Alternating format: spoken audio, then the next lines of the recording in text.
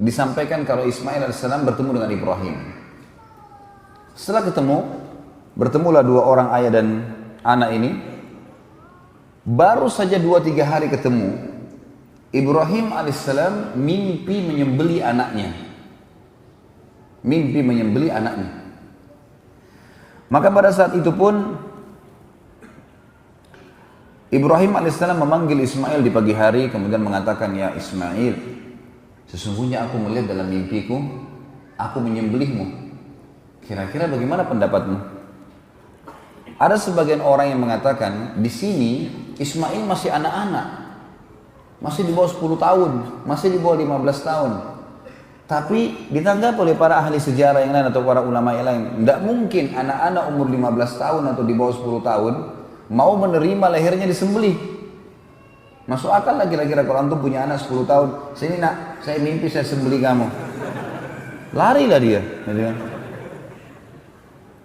Jadi yang lebih dekat sebenarnya adalah memang Ismail sudah sampai pada umur yang ternobatkan menjadi nabi. Bahkan pendapat yang dirajihkan oleh sebagian besar ulama adalah Ismail sudah dinobatkan jadi nabi pada saat itu. Jadi dia sama ayahnya sudah sama-sama nabi. Cuman Ibrahim alaihissalam rasul. Rasul berarti membawa syariat baru. Nabi hanya mengingatkan kaumnya apa yang disampaikan Nabi dan Rasul sebelumnya. Jadi Ismail tidak punya syariat baru, beliau Nabi, hanya menyampaikan kaumnya apa yang disampaikan ayahnya Ibrahim. Tapi Ibrahim Rasul, bawa syariat, dan bahkan termasuk ulul azm di antara 5 Rasul yang merupakan pilihan atau pemimpin para Nabi-Nabi dan Rasul yang Allah utus 120.000 Nabi, di antaranya 313 Rasul yang wajib kita imani, yang tertulis namanya di Al-Quran dan Sunnah, 25 Nabi dan Rasul. Ibrahim alaihissalam pada saat menyampaikan kalimat itu, kira-kira apa responnya Ismail alaihissalam? Wahai ayahku, kerjakan apa yang kau diperintahkan. Kau akan temui aku sebagai orang yang sabar. Dan kalimat ini teman-teman paling tepat diucapkan oleh seorang nabi. Ini minta disembelih. Dan perlu juga teman-teman tahu, di alam nabi-nabi, mimpi nabi nggak mungkin dari syaitan. Semua mimpi nabi benar. Kalau nabi yang mimpi, benar semuanya. Bahkan bisa terjadi adalah wahyu yang disampaikan kepadanya. Jadi mimpi di sini adalah satu hal petunjuk. Ringkas cerita teman-teman sekalian, akhirnya Ibrahim dan Ismail menuju ke tempat yang sudah dilihat dalam mimpinya untuk disembelih. Tempatnya di wilayah antara Muzdalifah dengan Mina.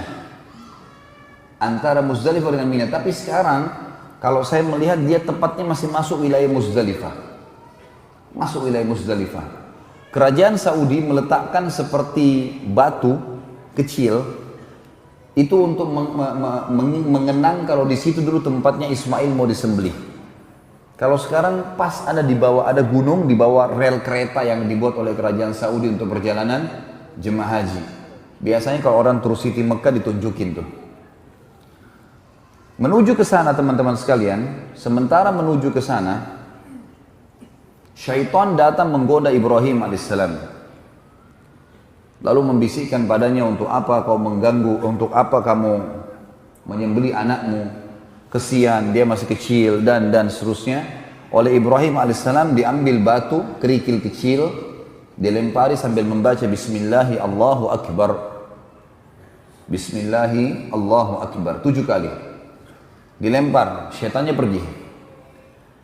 Berjalan sedikit, kurang lebih 10-20 meter, datang lagi syaitan yang sama menggoda. Ibrahim alaihissalam melempar lagi dengan kerikil kecil 7 Bismillahi Allahu Akbar. Hilang lagi syaitannya.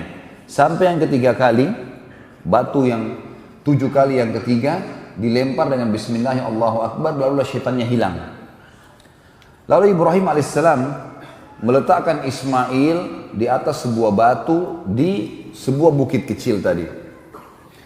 Setelah diletakkan, dan Allah Azza wa Jalla, Allah yang maha tinggi dan maha mulia, telah menceritakan kepada kita dalam Al-Quran yang akan saya bacakan nanti ayatnya, bagaimana pada saat itu Ismail dan Ibrahim dibiarkan oleh Allah yang maha tinggi dan maha pemurah, diuji keikhlasannya, dibiarkan melakukan sampai titik terakhir.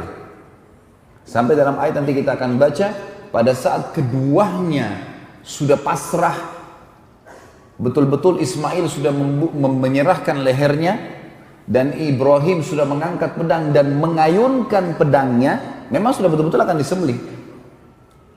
Pada saat itulah Jibril alaihissalam menahan pedang Ibrahim alaihissalam.